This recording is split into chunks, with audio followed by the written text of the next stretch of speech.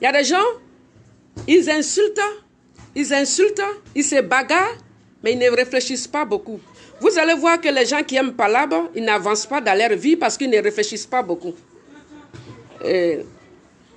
Avant que le président Alassane Ouattara ne vienne, surtout chez nous à l'Ouest, il y avait des entreprises.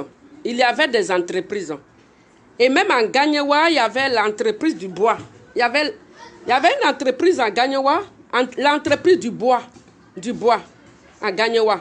Avant l'arrivée du président Alassane Ouattara, il y avait une entreprise de bois qui a fait faillite.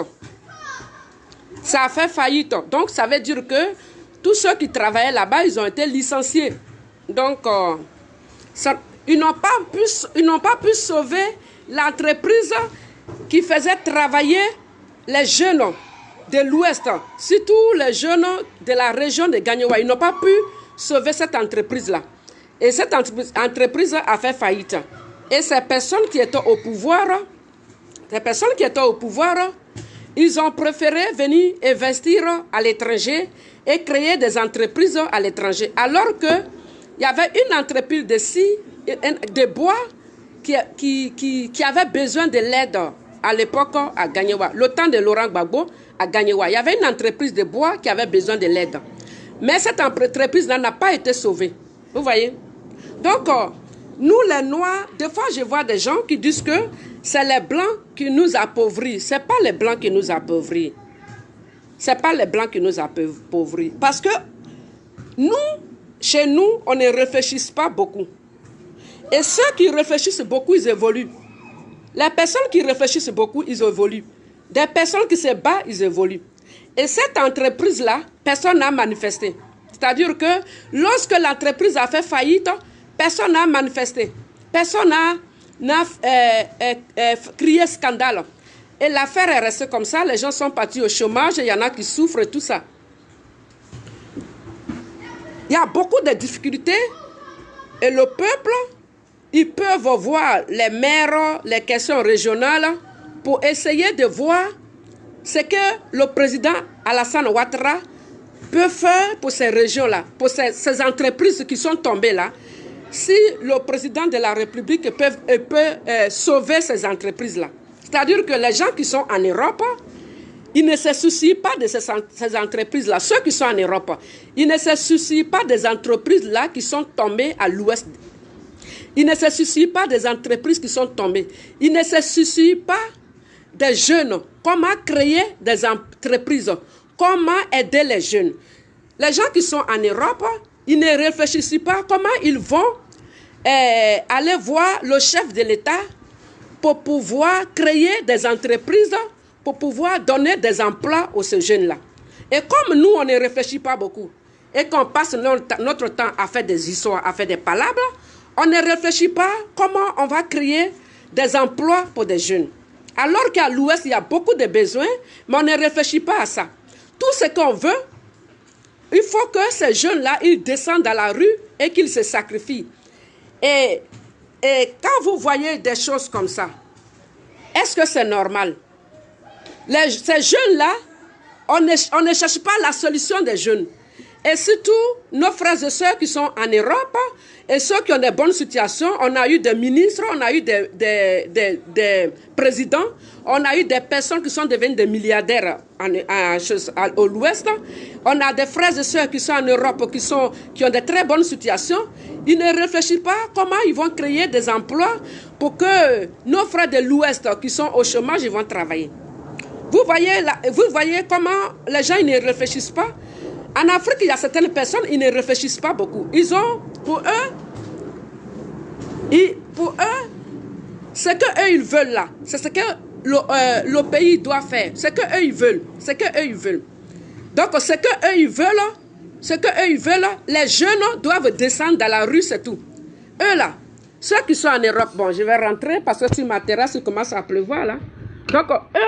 Donc, excusez-moi, je vais rentrer dans l'appartement. Parce qu'il commence à pleuvoir là.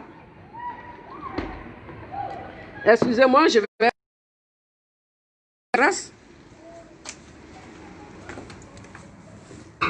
Ma grande...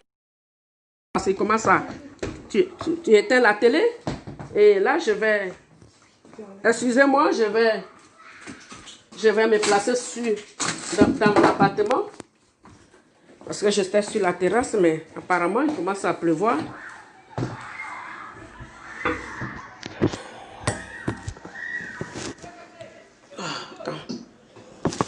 Donc, excusez-moi, il pleut dehors, là, donc je suis obligé de rentrer. Donc, mes frères, là, le temps de notre papa Laurent Gbagbo, il y avait une entreprise qui était tombée, qui était à Gagnawa, une entreprise de bois, et comme je le disais, et donc cette entreprise-là est tombée. Et nos frères de l'Ouest avaient besoin de l'aide. Nos frères de Gagnawa, ils avaient besoin de l'aide. Il n'a pas sauvé cette entreprise-là, mais il a plutôt allé investir à l'étranger. Et donc, au lieu de réfléchir, parce que l'État, il ne peut pas créer, l'État lui seul, il ne peut pas créer des emplois. Donc, il faut réfléchir comment créer des emplois en l'Ouest. Comment développer l'Ouest et créer des emplois. Nos frères et nos sœurs, ils ne pensent pas à ça. Ce qu'eux, ils veulent, les jeunes doivent sacrifier leur vie pour des politiciens. Les jeunes doivent sacrifier leur vie pour des politiciens. C'est tout ce qu'ils veulent. Les jeunes doivent sacrifier leur vie. Depuis il y a eu, comment on appelle, élection, ça fait 9 ans. Si on avait l'amour de notre région, si on avait l'amour de nos frères, on allait pu réfléchir comment sauver notre région. Puisque les personnes qui ont gouverné notre région, pendant 10 années, ils n'ont rien apporté à notre région. Rien. On est qu'à un moment donné, il faut qu'on ouvre les yeux et qu'on se dise la vérité. À un moment donné, il faut se dire la vérité. Il faut se dire la vérité. Ces personnes pour qui vous vous battez, ils sont riches. Ils ont préparé l'avenir de leurs enfants. On n'a qu'à se dire la vérité. Ils ont payé des grosses maisons à l'étranger. Et nos frères, ils souffrent. Il y en a qui sont diplômés. Et vous savez très bien que l'État seul ne peut pas créer des emplois. L'État seul. On voit des, comment on appelle, je vois des fois des documentaires sur la Côte d'Ivoire où il y a des jeunes qui se sont associés. Il y a des jeunes qui s'associent. Il y a même des jeunes qui s'associent pour faire des rizières ou bien ils élèvent le poisson et ça rapporte beaucoup. Élevage des poissons. Élevage des poissons, ça rapporte beaucoup. Et chez nous, il y a de l'eau. Ça rapporte beaucoup. Donc, on ne sait pas comment on va faire en sorte que nos frères, nos soeurs, nos frères et nos sœurs puissent sortir de la galère, de la souffrance. Parce qu'on a été, même Dikawé, il a travaillé avec l'État ivoirien il y a très longtemps, depuis le temps du feu Boigny, mais on n'a qu'à se dire la vérité. Qu'est-ce qu'il a apporté à Gagnawa, Dikawé? Dikawé aujourd'hui qui se bat pour Henri Konan Bédié, qu'est-ce qu'il a apporté à Gagnawa? Rien. Donc à un moment donné, on doit arrêter de penser à ces gens-là qui sont des milliardaires. Il y a plein des endroits, des villes, il y a des hommes et des femmes, des Gagnawa qui investissent dans leurs villas partout, mais il n'y a même pas de goudron. Et Dikawé, il a été au gouvernement longtemps. Mais qu'est-ce qu'il a fait pour faire en sorte qu'il y ait des goudrons? Qu'est-ce qu'il a fait pour qu'il y ait des goudrons dans ces régions-là? Pour que ces régions... La dernière fois, on a une sœur, Rachel Crasso, qui parlait de ça. Qu'il n'y a même pas de route.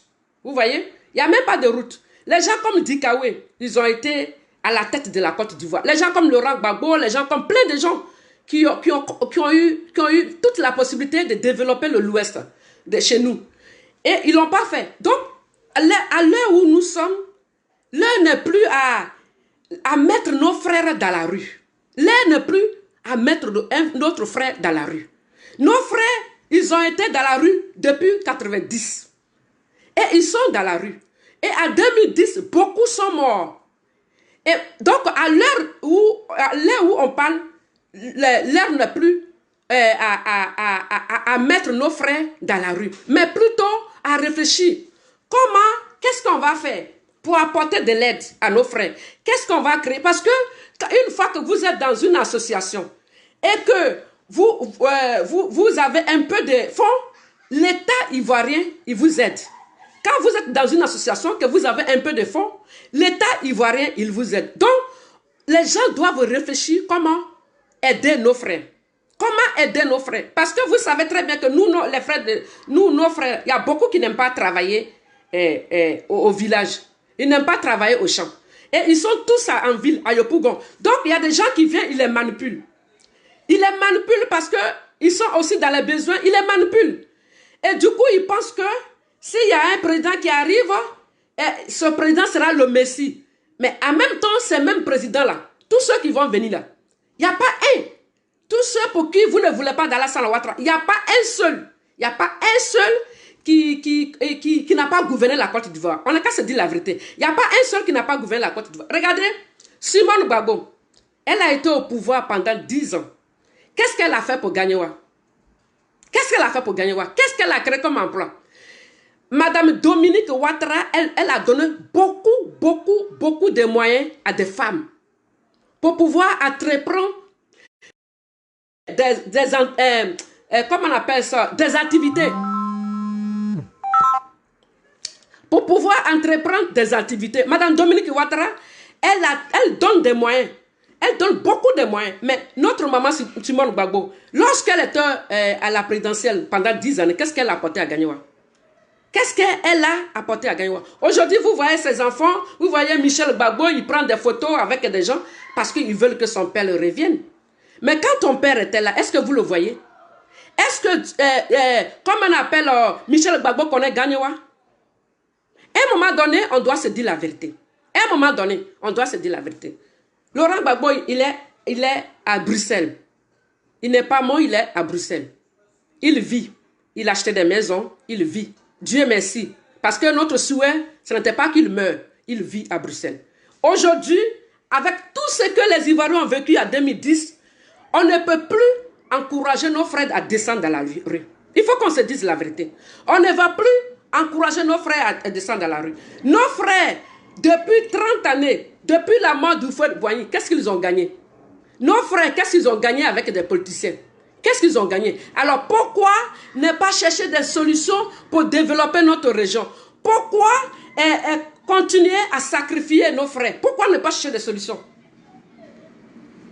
Vous savez, avant même que Houphouët Boigny ne devienne président, il y avait des gens qui savaient déjà comment chercher l'argent. C'est-à-dire que avant même qu'on prenait notre indépendance, il y avait déjà des gens en Côte d'Ivoire qui étaient déjà riches. Ils savaient déjà comment chercher l'argent. C'est-à-dire qu'ils ne comptaient pas sur l'aide de choses, comme on appelle, de gouvernement. Il y a des gens aujourd'hui, ils ont des cars. Ils ont construit partout. C'est maintenant que nous, on construit. Mais à l'époque, c'était ces gens-là qui construisaient. Dans leur commerce, tu vois le monsieur, il pousse le wotro. Il pousse le wotro. Il charge les bagages. Ils savaient déjà comment chercher l'argent. C'est-à-dire que ces gens-là, eux là, ils réfléchissent. Ils réfléchissent. Ils réfléchissaient. Quand l'enfant va à l'école, quand ça ne va pas, tout de suite, il met l'enfant dans un métier.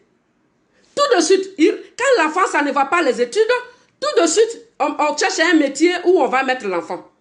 Et nous, on force les enfants dans les études. On force les enfants dans les études. On veut mettre tous les enfants à l'école.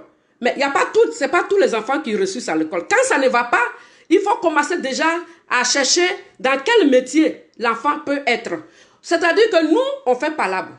On s'insulte, mais on ne réfléchit pas beaucoup. C'est maintenant que nous, on est couturier. C'est maintenant que nous, on fait coiffure. C'est maintenant que nous... Mais à l'époque, les gens avaient déjà compris. Les gens avaient déjà compris. Eux-mêmes, ils ont créé des emplois. Eux-mêmes, ils créent des emplois. Ils ont toujours des idées. Ils créent des emplois. Nous, on s'insulte. On s'insulte, on réfléchit. Parce que ta soeur t'a parlé, tu réfléchis déjà à comment tu vas l'agresser. C'est ça. On réfléchit déjà comment on va agresser cette soeur-là. On réfléchit, c'est-à-dire qu'on réfléchit autrement. Donc, l'Afrique et certains Africains, ils ont tout pour réussir. Ils ont tout pour réussir. Mais, ils sont trop palabreux. Quand on est trop palabreux, on rate beaucoup de choses. On est trop palabreux, on ne réfléchit pas beaucoup. On fait des choses d'une manière que on a tout pour réussir. On a tout pour réussir, mais on ne réussit pas. Parce qu'on ne réfléchit pas. Ce qui est dans notre tête là, c'est ce qu'on doit faire. Et ce qui est dans ta tête là, quand c'est pas bon, faut pas le faire. Ce qui est dans ta tête là, quand c'est pas bon, quand ça peut pas t'avancer, à un moment donné, il faut arrêter. Ce que nous on fait, regardez l'avenir des enfants de l'Ouest. Et pendant ce temps, les autres régions, les enfants en train d'évoluer. Les enfants en train d'évoluer. Vous partez, quand vous allez regarder Abidjan, dans les grands couturiers, même nos frères, des fois, il a fait la couture, mais il n'a même pas les moyens pour faire un atelier. Il a fait la couture, mais il n'a pas les moyens pour avoir l'atelier. Il peut être couturier, mais on ne réfléchit pas comment on va les aider. On ne réfléchit pas comment, toi tu es en Europe, tu vois comment les gens vivent, tu vois, mais ces idées-là, il faut les envoyer en Afrique pour aider tes frères. En Europe, les gens, moi je travaille avec l'un de mes patrons, il s'est associé avec ses amis, ils ont créé une entreprise et qui ça rapporte des millions d'euros. Ils se sont associés. Ils ont créé une entreprise, ça rapporte des millions d'euros. On peut donner des idées à nos frères. Puisqu'on est ici, on sait comment les Blancs cherchent de l'argent. On peut donner des idées à nos frères. Mais dire à chaque fois, à chaque élection, pousser nos frères, pousser nos frères dans la rue, est-ce que c'est une bonne idée? Bon, c'est une bonne idée. Pour ces personnes que vous poussez nos frères dans la rue, ils n'ont pas été capables de sauver les entreprises à l'Ouest. Ils n'ont pas été capables. Aujourd'hui, ils sont en paix. Ils mangent à leur faim. Nos frères, là, eux, ils ont faim. Ils ont des problèmes. Au lieu de chercher la solution, aujourd'hui, le pays n'est pas en feu. C'est-à-dire que le pays, il n'y a pas la guerre. Ça veut dire que si tu entreprends quelque chose, tu vas gérer ça. C'est pas ça.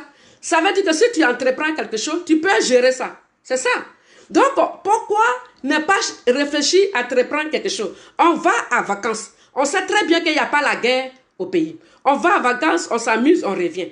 Mais on ne réfléchit pas comment on va sauver nos frères. Mais à chaque fois qu'il y a des élections, on commence à pousser nos frères dans la rue. Aujourd'hui, je crois qu'il y a près de 80 personnes qui sont dans les prisons. Maintenant, vous les avez poussés dans la rue. Qu'est-ce que vous allez faire maintenant pour aller les sauver? Ils sont là, ils sont en prison là. Maintenant, vous avez fait du bruit sur les réseaux sociaux. Vous avez soutenu des personnes qui ont amené nos frères dans les prisons. Maintenant, on vous pose la question, qu'est-ce que vous allez faire pour aller libérer nos frères? Qu'est-ce que vous allez faire pour les libérer? Et ceux qui sont morts, parce que si vous aviez accepté d'aller aux élections et de battre le président Alassane Ouattara aux élections, nos frères n'auraient pas mouru. Parce que cette marche organisée, les bus cassés, tout ça là, ce n'est pas l'État ivoirien qui l'a organisé, c'est les opposants qui l'ont organisé. Mais maintenant que nos frères sont en prison, comment vous qui avez soutenu cette désordre-là, vous qui avez soutenu ça, qu'est-ce que vous allez faire pour nos frères là, pour les libérer de la prison? Quel projet vous avez pour eux? Parce que vous ne parlez plus là.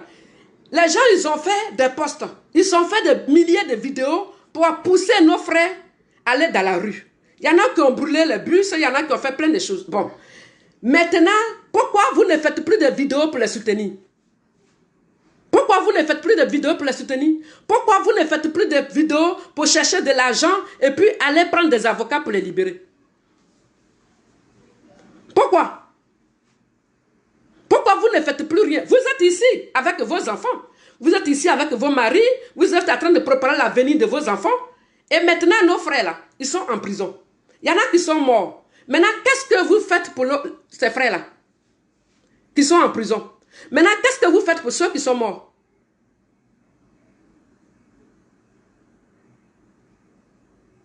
Et pour ceux que vous vous battez là, quand ils étaient au pouvoir, ils ont créé quelle entreprise pour nos frères? Ils ont fait quoi pour eux? Ils ont fait quoi? Même la route de Tomodi, Ndoussi, jusqu'à Gagnoua, il n'y avait pas de route. À un moment donné, il faut qu'on se dise la vérité. Il n'y avait pas de route. Alors, pourquoi vous mettez nos frères et sœurs dans la rue? Pour qui? Est-ce que c'est une nouvelle personne qui va venir au pouvoir? Non. Les mêmes personnes pour qui vous mettez nos frères dans la rue, ils ont déjà gouverné la Côte d'Ivoire. Ils n'ont pas pu sauver les entreprises, ils n'ont pas créé des entreprises. La route, on ne pouvait pas prendre. Je me souviens, la dernière fois que je suis partie en Côte d'Ivoire, notre voiture a eu accident 2 fois sur la route. On ne savait pas. On est ici, on était dans l'ignorance. Et c'est après, quand je suis arrivée au village avec mon mari, il me dit, mais, ma petite soeur me dit, mais il ne fallait pas prendre cette route-là. Il dit, mais moi, je ne savais pas. Il dit, il faut faire le tour. Moi, mon frère, il est au pouvoir. Et moi, pour aller chez moi, je dois faire le tour. Il dit, il fallait faire le tour. Mais je dis, mais je ne savais pas. Alors, vous n'avez rien fait pour nous. Vous ne faites rien pour les gens. Et vous les sacrifiez. Est-ce que Dieu est-il d'accord avec ça? Pendant ce temps, vous êtes tranquille à vos enfants. Vous soutenez des gens qui mettent nos frères dans la rue. Vous soutenez des gens qui mettent nos frères dans la rue. Et ces gens-là, ils sont des milliardaires. Et ils n'ont même pas aidé nos frères. Et ceux qui sont morts ont laissé des familles, ont laissé des enfants. Et ces enfants-là sont dans la souffrance. Ces familles-là sont dans la souffrance. Il y a des milliers de gens qui sont morts, qui ont laissé des enfants dans la souffrance, qui ont laissé la famille dans la souffrance. Et vous n'avez même pas fait des associations pour aider ces enfants-là, pour aider ces familles-là. Vous n'avez rien fait pour eux. Et aujourd'hui, vous poussez encore, vous voyez dans quel esprit vous êtes. Vous poussez encore nos frères et sœurs d'aller en prison. Et le combat, il est où? Les autres, ils sont partis. Il y a près de 80 personnes qui sont parties en prison. 5 personnes sont mortes. Maintenant, où vous en êtes avec votre combat-là, de chasser Alassane Ouattara au pouvoir? Où vous en êtes avec ce combat? Où vous en êtes avec le combat? Vous avez livré vos frères et vous êtes rentrés en brousse, vous êtes cachés. C'est ça? Personne ne fait maintenant vidéo. Personne ne fait vidéo pour les soutenir. Vous voyez dans quoi vous êtes? Et quand on vous dit la vérité, vous refusez d'accepter la vérité. À l'Ouest, combien de gens qui sont morts? Il y a des cadres qui sont morts. Il y a des cadres qui sont morts. Mais l'Ouest a gagné quoi? Rien. L'Ouest a gagné quoi? Il y a des cadres qui sont morts. Mais au moins, si on dit, c'est pour ça qu'on me dit, allons marcher, je dis, mais je marche pourquoi? C'est sur quoi, moi, je m'appuie pour marcher. Chez moi, on n'a pas été développé. On n'a pas des hôpitaux. Il n'y a même pas de goudron. La Kota n'a pas été développée. Dutri n'a pas été développé. Divo n'a pas été développé. Zikiso n'a pas été développé. Gagnewa n'a pas été développé. Je marche là. Je me bats sur quoi pour marcher? Quand on va me demander pourquoi tu marches, je dis, je ne sais pas. Je marche parce que c'est mon frère. Mais vous ne trouvez pas que c'est un peu ridicule? Alors, j'avais un frère et ma région n'a pas été développée. Dieu merci, moi, ma souhait, je voulais qu'il sorte de la prison. C'était mon souhait. Dieu merci, il vit à Bruxelles. Mais il faut penser aux jeunesses. C'est notre frère. Notre souhait, c'était qu'il sort de prison. C'est tout. Dieu merci, il vit avec sa femme. Il a payé une maison à Bruxelles. Il vit avec sa femme. Dieu merci. Mais il faut penser à ceux qui sont dans la misère. Et il faut arrêter de les livrer à la mort et à la souffrance. Parce que la prison, c'est la souffrance. Il faut arrêter ça. On ne mange pas. Quand ils crient, on ne mange pas. Mais quand ils crient qu'on ne mange pas, vous attendez bientôt, on a faim. Ils disent qu'ils ont faim. Mais vous, qui êtes en Europe, et vous, qui sont des milliardaires, qu'est-ce que vous faites pour les aider? Qu'est-ce que vous faites? Et quand Mme Gbagbo était au pouvoir, qu'est-ce qu'elle a fait? Aujourd'hui, la femme de Ouattara a donné plein de moyens aux femmes. Ils sont dans les activités et ils gagnent de l'argent. Mme Gbagbo, qui était au pouvoir, elle a fait quoi? Elle a aidé qui? À un moment donné, il faut réfléchir. Même quand tu aimes ton frère et que tu mènes son combat, il faut réfléchir. Michel Gbagbo, il travaille pour l'État ivoirien. Michel Gbagbo, il travaille pour l'État ivoirien. Il est dans le luxe. Et notre papa, Laurent Gbagbo, il est à Bruxelles.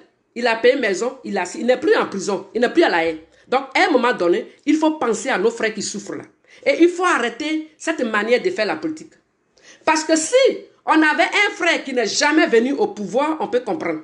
Si on avait des personnes qui n'est jamais venues au pouvoir, on pouvait dire, bon, on va se mobiliser pour qu'on puisse voir aussi les compétences de ce frère-là.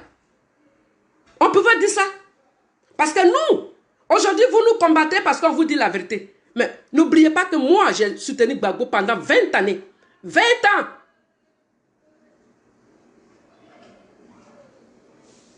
Alors ne faites pas croire aux gens que vous êtes le seul qui l'aime. Nous tous, on l'aime. Mais il y a un moment donné, il faut voir la réalité en face. À un moment donné, il faut voir la réalité en face. Il n'est pas mort. On rend tous gloire à Dieu. Il vit à Bruxelles. Dieu merci. Il n'est plus dans la prison. Il n'est plus enfermé. Il est à Bruxelles, il vit. Il faut continuer à négocier jusqu'à ce qu'un jour, il rentre en Côte d'Ivoire. Mais en même temps, il faut penser à nos frères. La dernière fois, mon oncle me disait, je disais parce que je pensais et puis je me demandais à mon oncle, mais notre eau qu'on buvait avant, parce qu'avant, on partait et puis on buvait, il y avait de l'eau, on partait puiser l'eau et puis on buvait, on mettait sur la tête, on venait, on buvait, tout ça. Et je dis, mais qu'est-ce que l'eau là est devenue? Vous savez, il m'a dit quelque chose qui m'a choqué. Mon oncle, il a plus de 90 ans. Il m'a dit, cette eau là, il y a quelqu'un qui est quitté quelque part. Il a développé cette eau-là, il élève les poissons. Parce que comme maintenant, chacun a pompe chez soi, on ne va plus puiser l'eau à la rizière et tout ça. Et il me dit, il y a quelqu'un qui est équipé quelque part. Mais ça m'a choqué. Hein? Je dis, mais moi, mes frères, ils sont là. L'eau est là. On a plusieurs eaux. Pourquoi ils ne se font pas une association pour développer cette eau-là et puis élever les poissons? Comment ça se fait que c'est un étranger qui vient, et qui développe l'eau là et il devient, c'est-à-dire qu'il gagne l'argent. Il gagne l'argent. Pendant ce temps, nos frères ils sont là. Ils attendent, ils vont appeler pour qu'on les envoie l'argent. Il a dit il y a quelqu'un qui élève les poissons dans l'eau là. Il a rendu ça grand et il élève les poissons. Mais nos frères là, ils sont où? Ils sont où? Après ils vont dire il n'y a pas de travail. Pourtant même tu fais champ de tomates, tu as l'argent. Aujourd'hui, on doit arrêter de s'entretuer. Et Dieu a permis que parmi nous, chaque région, il y a des personnes qui ont l'air sagesse. Donc, on doit, au lieu de combattre les autres, les uns et les autres, on doit prendre le savoir-faire des autres. Il y a des gens, ils font champ de maïs, ils ont l'argent. Manioc, ça rapporte beaucoup d'argent. Au lieu de chercher des idées pour payer des champs, pour pouvoir faire des champs de manioc et des bennes, demander les moyens à l'État. Il va donner des bennes à nos frères. C'est-à-dire que nous-mêmes, on peut donner, et ils rajoutent, ou bien ils payent des bennes, on demande à l'État, même avec, avec 15 millions, on peut acheter un ben, on peut faire des champs et transporter ces maniocs-là à Abidjan, ça rapporte beaucoup d'argent. On n'a pas ces idées-là. On n'a qu'un seul idée, c'est insulter, crier, faire du bruit pendant que les autres sont en train d'évoluer. Alors que, avant même que l'État ivoirien n'existait, il y avait déjà des gens qui évoluaient dans ce pays-là. Eux-mêmes, ils créaient des emplois. Ils réfléchissaient comment ils vont créer des emplois. Nous, on ne réfléchit pas. Et remarquez des gens qui veulent toujours avoir des raisons. Des gens qui se justifient. Des gens qui aiment insulter. Les gens qui se justifient. Quand vous marchez avec des gens comme vous n'allez jamais évoluer. Des gens qui passent leur temps à insulter les gens. Quand tu veux les raisonner, ils t'insultent. Quand tu veux les raisonner, ils t'insultent. Mais, tu m'insultes. Mais ça t'apporte quoi? Ça t'apporte quoi? On fait du bruit, on ne réfléchit pas. Et tant qu'en Côte d'Ivoire, il y a des hommes et des femmes qui réfléchissent, ils vont toujours évoluer. Tant qu'ils réfléchissent, ils vont toujours évoluer. On n'avait pas besoin d'arriver là. On n'avait pas besoin de descendre les enfants dans la rue. On n'avait pas besoin. Parce que parmi le peuple, il y en a qui veulent d'Alassane Ouattara. Et vous ne voulez pas d'Alassane Ouattara. Mais faites comme dans tous les pays, comme au Sénégal. Quand le vieux il voulait troisième mandat, les Sénégalais ils ont essayé de dire non, on ne veut pas. Mais ils voulaient forcément être président pour la troisième fois. Mais le président du Sénégal actuel, Ils n'ont pas fait du bruit. Il n'a pas dit à quelqu'un, allez-y, cassez tout. Ils n'ont pas fait ça. Ils sont partis voter. Et c'est lui qui est devenu président. C'est lui qui a été élu. Donc, on peut faire ça. Il y a beaucoup parmi vous qui disent non, les gens n'aiment pas Alassane Ouattara, il est comme ça, il est comme ça. Mais si on ne l'aime pas, pourquoi ne pas aller voter? Pourquoi sacrifier la vie des enfants des gens? Alors qu'ils ont déjà du mal à s'en sortir. Vous voyez dans quoi vous êtes? Les gens, ils sont unis. Vous voyez, les gens qui ont fait des sociétés de transport, c'est des familles qui se unissent. C'est des familles qui se unissent. Quand nous, on était à Abidjan, on avait une famille guinéenne. On avait une famille guinéenne qui était dans notre cour. Et quand leurs frères arrivent, ils cotisaient et ils donnaient les moyens à leurs frères. Ils cotisaient et on avait une famille burkinabé et une famille guinéenne. Et quand les frères arrivent, ils cotisaient ils donnaient, et tous ils sont devenus des commerçants. Et aujourd'hui, où je vous parle, ils ont des grands magasins. Parce qu'ils sont unis. Ils réfléchissent comment ils vont avoir l'argent. Mais regardez les pauvres enfants, ce que vous avez fait. Ils sont maintenant. Et personne ne parle d'eux. C'est-à-dire qu'eux, là, ils sont devenus des sacrifices. Ils ont voulu, ils disent qu'ils vont déloger Alassane. Alassane Ouattara, il est là encore. Il est là. Il n'a pas été délogé. Les frères, ils sont en prison. Il y en a qui sont morts. À la fin, le but, c'est quoi? À la fin. C'est quoi à la fin? Maintenant, tous ceux qui ont fait ça, ils sont rentrés en brousse. Et ils ont payé les voyages, ils sont partis vivre dans le luxe. Est-ce que ça, c'est normal? Devant Dieu, est-ce que c'est normal? Quand on prie, c'est d'avoir la sagesse et l'intelligence. Quand on prie, c'est d'avoir la sagesse et l'intelligence. Aujourd'hui, en Europe, en France, il y a Emmanuel Macron au pouvoir. Mais est-ce que c'est tout le monde qui aime Emmanuel Macron? Non. Le jour où ils vont voter dans 2 ans, ils vont le garder ou ils vont le déloger. C'est simple. Pourquoi sacrifier la vie de nos frères? Si vous n'êtes pas capable de les aider, mais laissez-les. Et j'ai béni Dieu, parce que je craignais pour Lakota, je craignais pour de chez moi, Zikiso, tout ça, je craignais. Mais personne n'est mort. Je rends gloire à Dieu. Je craignais. Parce que mes frères n'ont pas besoin de ça. Franchement, mes frères n'ont pas besoin de ça. Aujourd'hui, Lakota, Sami, il est maire, il travaille. Donc, il est en train de faire ce qu'il peut pour que notre région évolue. Lakota n'a pas besoin de ça. Ça là, il faut quitter dedans. Même si vous insultez les gens, mais je vais le dire. Parce qu'il faut qu'il y ait quelqu'un qui le dit. Il faut quitter dedans. Si tu aimes tes frères, si tu aimes la Côte d'Ivoire, va. Sami, il est en contact avec le président Alassane Ouattara. Si tu as un projet, va voir le maire de Lakota. Lui va contacter le président de la République pour aider nos frères et nos soeurs. Mais nos frères, nos soeurs ne parlent pas. Et hier, ma soeur Léa Koché, elle disait que il y a des gens qui l'appellent pour lui dire merci. Que grâce à tes vidéos, aujourd'hui, parce que moi, il y a des gens qui veulent m'appeler, mais en même temps, comme il y a des mauvaises personnes qui appellent, donc ils me demandent des fois WhatsApp, mais je ne vais pas parce que il y a des mauvaises personnes qui vous appellent, après, ça devient autre chose. C'est pour ça que j'ai un peu peur. Mais cette soeur-là, il y a des frères et soeurs de Lakota qui disent merci. Parce que grâce à cette vidéo, on commence à comprendre. Donc, c'est vrai, on met notre vie en jeu. On met notre vie en jeu. Mais, il y en a quand même qui commencent à comprendre. Et Dieu merci. Parce que chez nous, on n'a pas besoin de ça.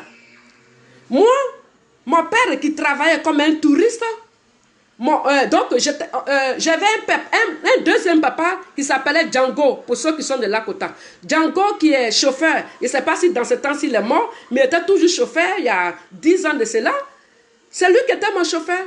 Donc on a toujours vécu avec les gens du Nord. Et cette haine-là, il faut que ça s'arrête.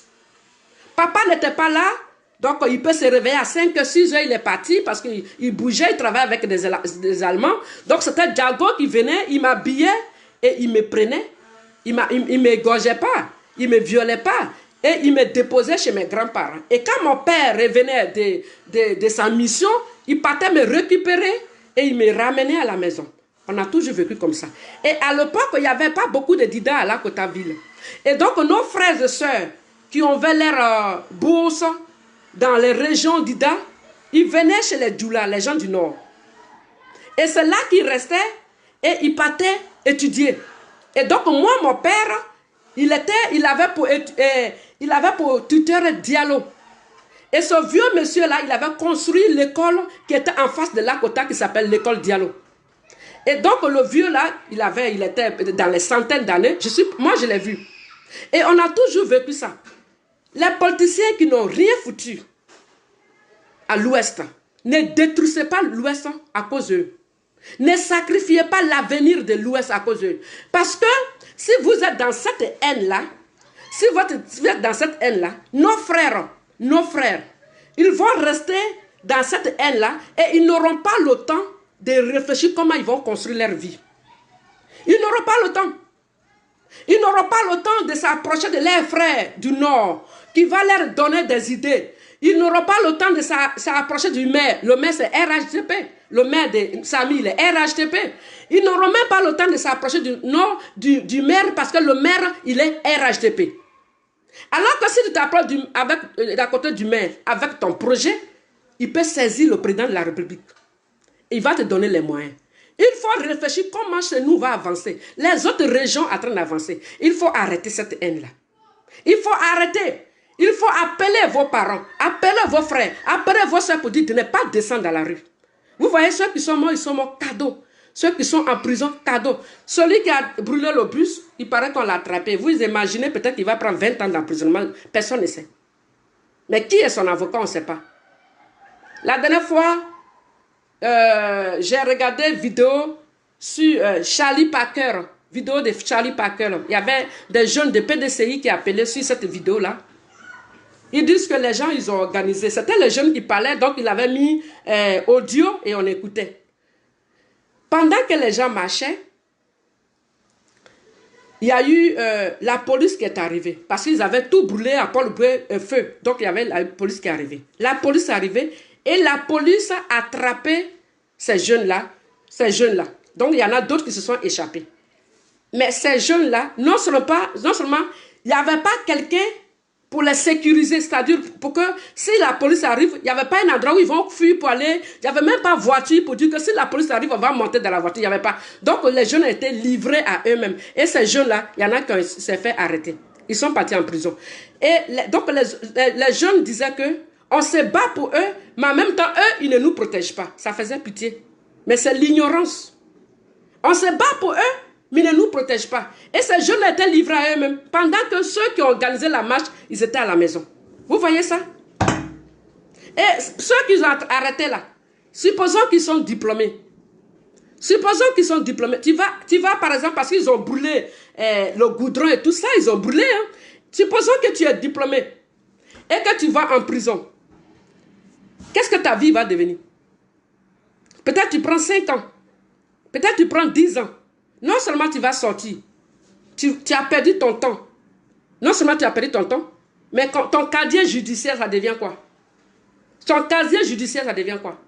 Et vous savez très bien que supposons que tu as la chance pour venir en Europe, avec ce casier judiciaire, il y a des choses que tu ne pourras jamais faire. Avec ce casier judiciaire, il y a des choses que tu ne pourras jamais faire. C'est-à-dire que ta chance est limitée. Vous voyez dans quoi on est? À un moment donné, quand on va à l'église, quand on va à la mosquée, c'est de réfléchir. Il ne suffit pas de prier Dieu, mais c'est aussi pour réfléchir, pour prendre de bonnes décisions. C'est aussi pour réfléchir. Il faut réfléchir.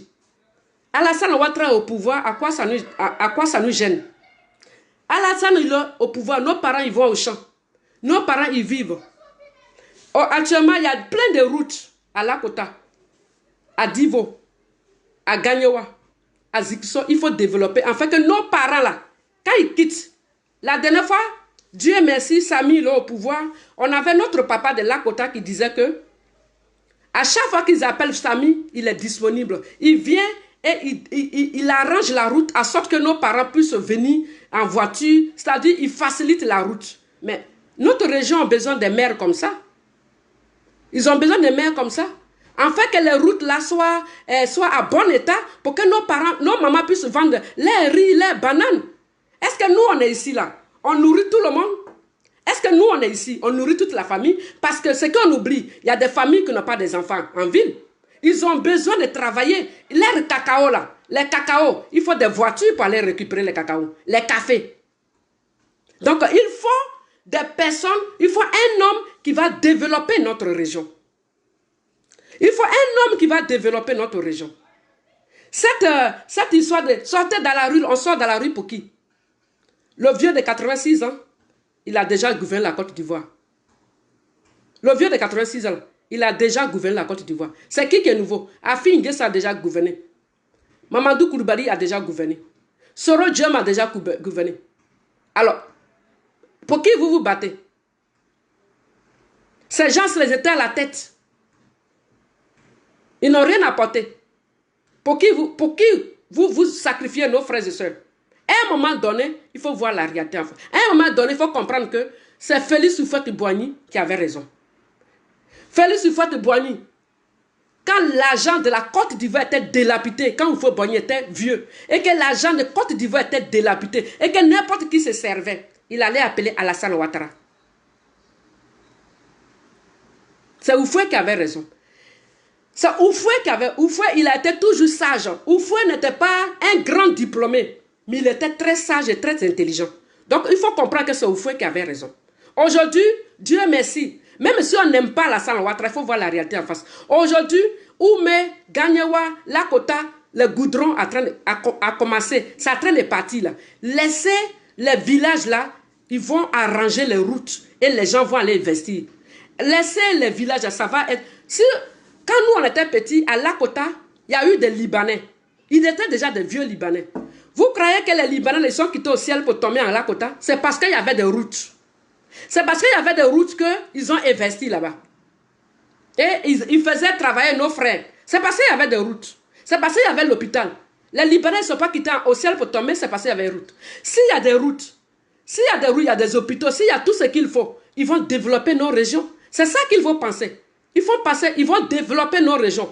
Et les parents ne sont plus capables, ne seront plus là tout le temps pour dire envoyez-moi l'argent. Nos frères vont plus dire tout le temps. Voilà. Ils vont créer des emplois et ils vont nous demander de l'argent, mais réellement.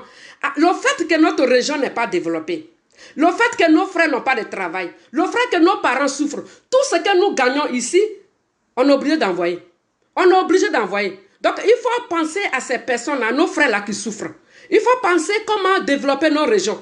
Arrêtons cette histoire de politique africaine. Parce que ça, c'est politique africaine. Et moins de choses, on descend dans la rue. Moins de choses, on descend. Depuis, moi, je suis en France. Depuis plus de 26 ans, je suis en France. Je n'ai jamais vu les Français descendre dans la rue pour un politicien. Jamais. Jamais. Et ils descendent dans la rue pour leurs propres intérêts, pour leurs propres besoins. Si tu vois un Français qui descend, c'est qu'à cause de lui son problème. Donc, si vous voulez descendre dans la rue, dites à Alassane Ouattara qu'on a nos villages qui ne sont pas goudronnés. Les villages qui ne sont pas goudronnés. On a besoin de l'eau potable dans nos villages. On a besoin que tu sauves nos entreprises. Marchez pour ça. Vous pouvez marcher pour ça. Pour qu'on crée des emplois. Mais allez marcher pour des gens qui sont tranquilles dans leur maison. Ou bien pour des gens qui ont détourné l'argent, qui sont en prison. Ou bien pour des personnes qui ont fait des coups d'État plusieurs fois et qu'on a arrêté. Pour des personnes qui ont tout cassé. Vous n'allez pas dire chaque fois à nos frères et sœurs, descendez dans la rue. Vous n'allez pas dire, nos frères, chaque fois, descendez dans la rue. Dieu merci, Laurent Gbagbo, il est à Bruxelles. Dieu merci. Il n'est pas mort. Dieu merci. On rend gloire à Dieu. Mais maintenant, il faut continuer à vivre. Il faut vivre. Lui, il est là-bas.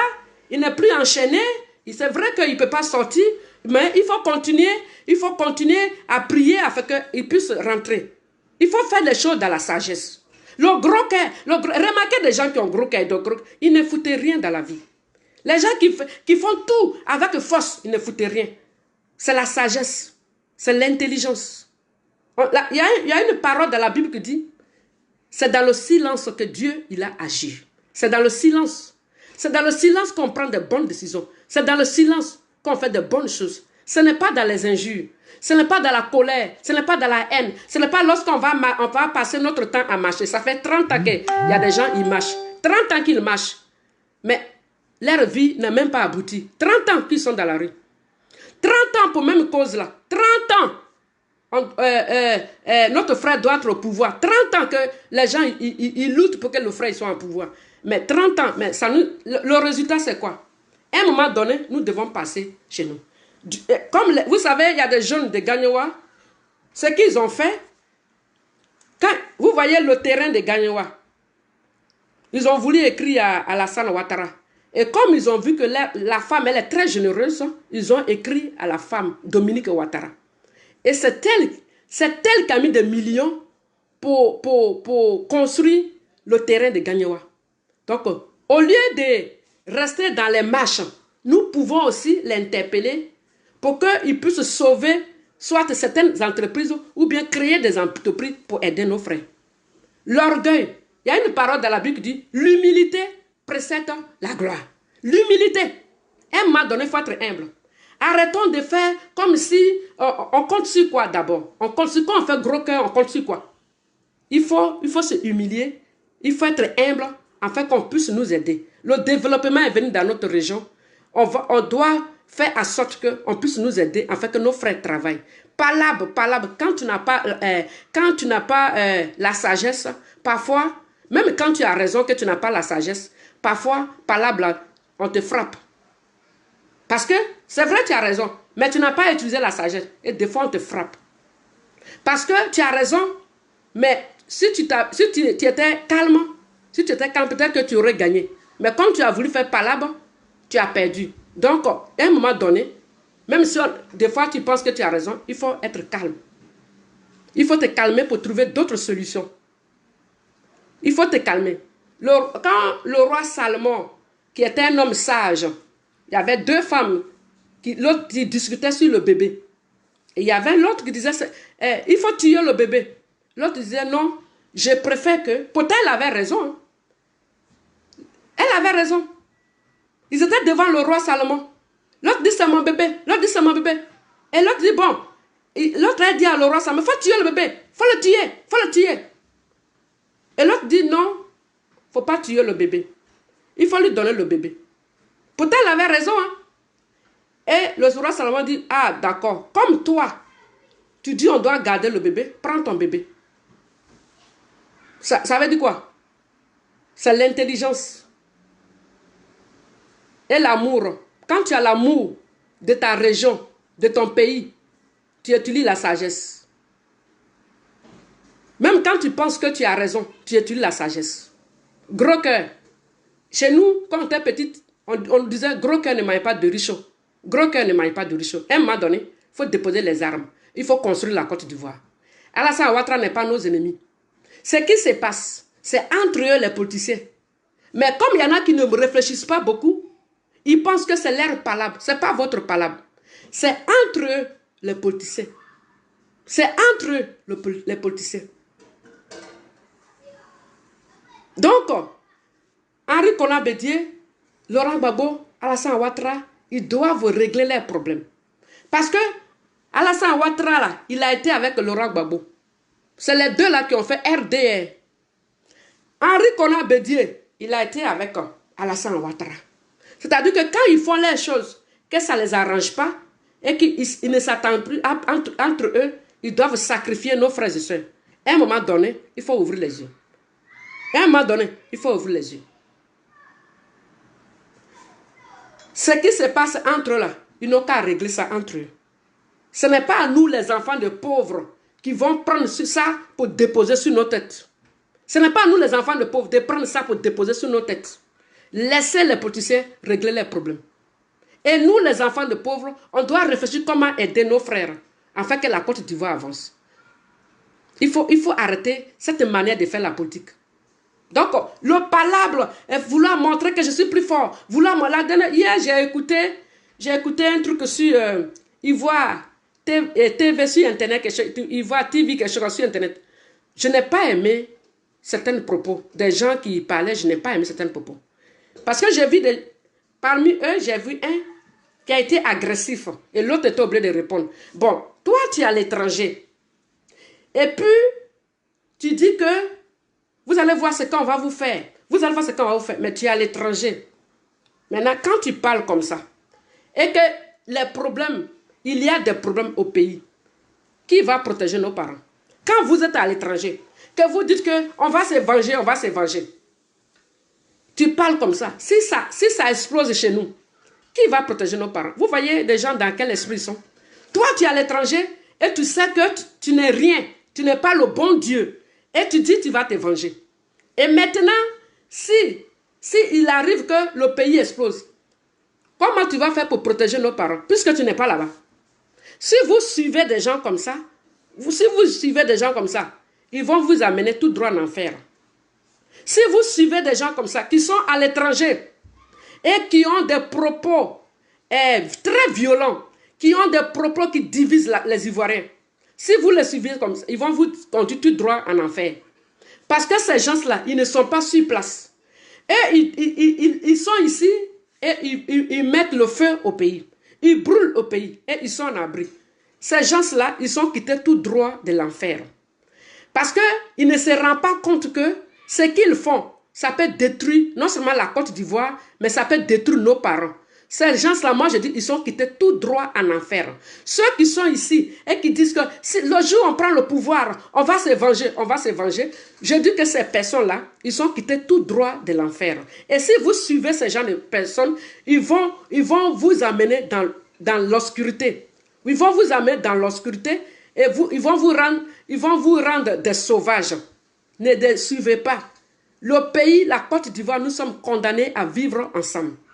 Alors, nous devons tout faire pour prêcher la paix, pour qu'il y ait la paix. Nous devons laisser les politiciens régler leurs problèmes. Nous devons laisser les politiciens.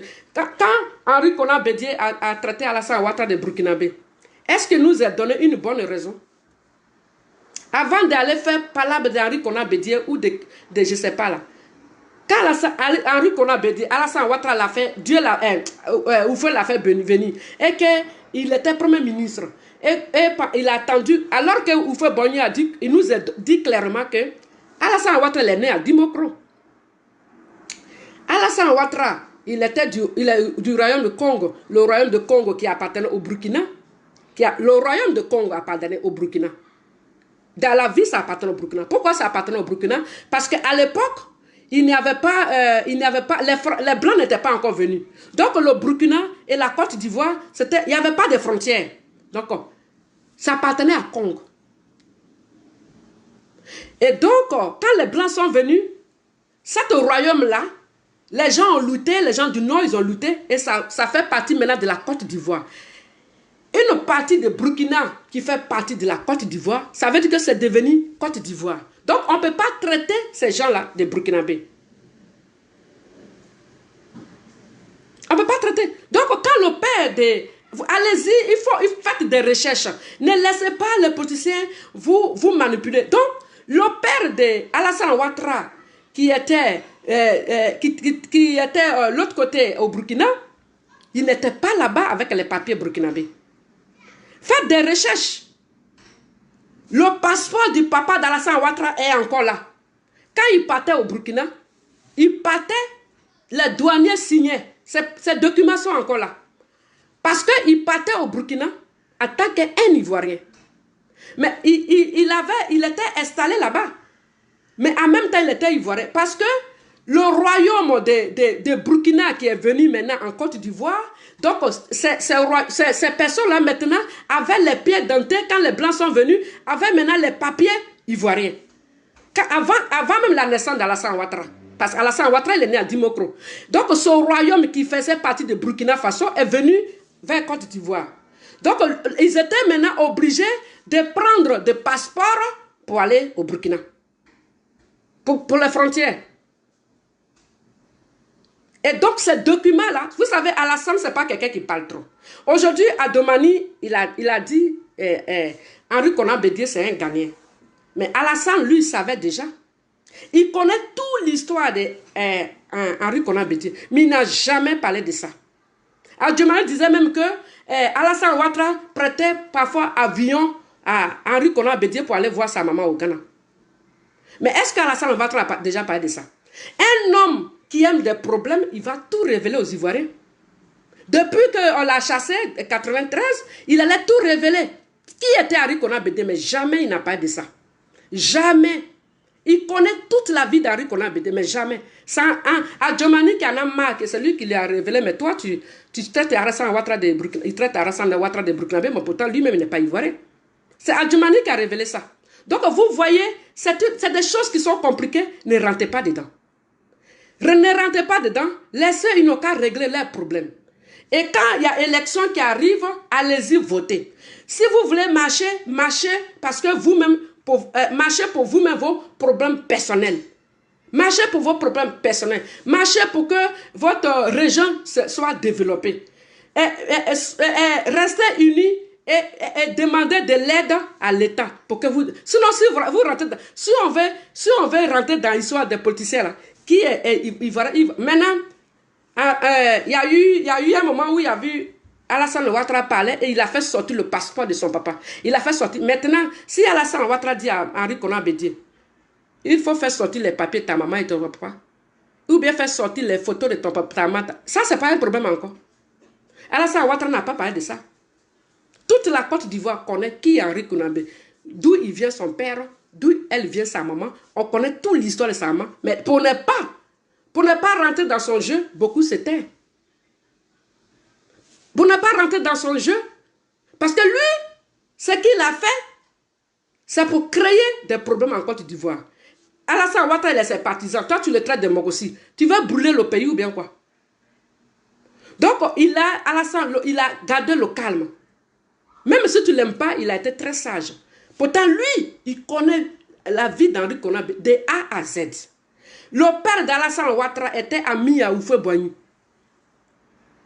Et le père d'Henri Konan Bédié était ami à Houphouët-Boigny. Parce que quand Alassane Ouattara est né, Houphouët-Boigny était médecin à Dimokro. Donc c'est lui qui a fait, il était médecin là-bas à l'hôpital quand la maman d'Alassane Ouattara a accouché. Donc ils se connaissent. Ils pouvaient bien faire sortir aussi tous les dossiers d'Henri Konan Bédié. Il ne l'a pas fait. Ce monsieur, il est très sage. Il n'a pas fait. C'est Adjomani qui en a marre, c'est lui qui parle maintenant, mais il n'a pas fait. Donc ça là, ne rentrez pas dedans.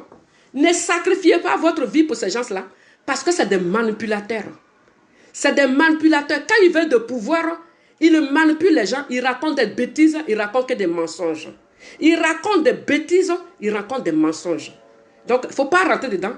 Et ne sacrifiez pas la vie des enfants des gens. Et regardez maintenant, les enfants, ils sont en prison. Vous voyez dans quoi? Et tous ceux qui sont en Europe, tous ceux qui soutenaient des gens qui poussaient les enfants dans la rue, ils ont disparu dans la nature. Et les pauvres enfants, ils sont en train de souffrir. Il y en a qui sont blessés, ils sont en train de souffrir dans les hôpitaux. Et il y a des pauvres enfants qui sont morts gratuitement. Il y a des commerçants qui ont tout perdu. Et je vais terminer. Il y a une sœur, je crois qu'elle est vers les frères que cela, au nord. Et comme elle fait des vidéos comme moi, et il y a une fille qui lui a expliqué ses problèmes. Et cette fille-là, c'est une sœur de Gagnoa. Elle est orpheline de père. Elle a une mère qui est bêtée de Gagnoa, et papa qui est bêté. Et cette fille, elle est bêtée. Et la sœur, là, donc, il causait. Et elle me dit, la petite, notre sœur qui est de Gagnoa, qui dit à la sœur qui vit à Paris, je suis orpheline et tout ça. Alors, la sœur de Odjene, elle va prendre 100 000 francs CFA, elle va donner à cette sœur. Et cette sœur, elle a fait une petite cabane. Et elle faisait des affaires qui marchaient très bien.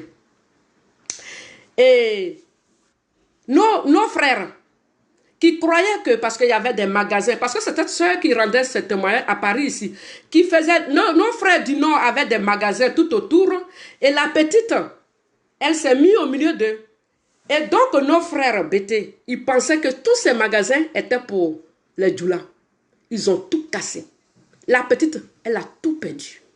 À l'heure où je vous parle, notre soeur bêtée est en train de pleurer. Elle a tout perdu. Vous voyez? Vous voyez les conséquences de ce que les gens y font, les conséquences. Elle a tout perdu. Et la soeur me dit, ah mais nous, on nous traite des étrangers. Elle disait, on nous traite des étrangers. Et puis tout le temps, on nous insulte. Je ne peux plus rien faire pour elle. Donc vous, qui poussez des gens dans la rue, qu'est-ce que vous allez faire pour cette soeur-là? Cette soeur qui a tout perdu. Elle n'a pas de papa. Et ce qu'elle faisait pour aider sa soeur, sa mère qui est malade. Selon le propos de notre soeur qui est du Nord. Elle a dit, sa mère est malade. C'est elle qui fait tout. Elle a tout perdu. Son magasin, elle a tout perdu. Maintenant, vous qui avez poussé cette haine-là, vous qui avez poussé nos frères d'aller faire tout ça, qu'est-ce que vous allez faire pour notre soeur bêtée là? Vous voyez dans quoi vous êtes? Et quand je vous dis que ces femmes-là qui poussent à la haine, qui soutiennent les gens qui sont racistes, c'est des sorcières. Je vous dis, vous êtes des sorcières. Vous soutenez le racisme. Vous soutenez des gens qui cassent tout. Et je vous dis toujours, vous êtes des sorcières parce que vous ne réfléchissez pas. La sœur, cette orpheline qui a eu une maman malade, elle a tout perdu. Qu'est-ce que vous allez faire pour elle? Je m'arrête là. Que Dieu ait pitié de vos armes. Je m'arrête là. Je voulais remercier des personnes qui m'ont écouté. Je vous remercie beaucoup. Je vous remercie beaucoup. Que Dieu vous bénisse. Je vous remercie pour tous ces mots gentils. Tous ces mots gentils. Je vous remercie beaucoup. Que Dieu vous bénisse. Que Dieu vous bénisse. Je vous remercie.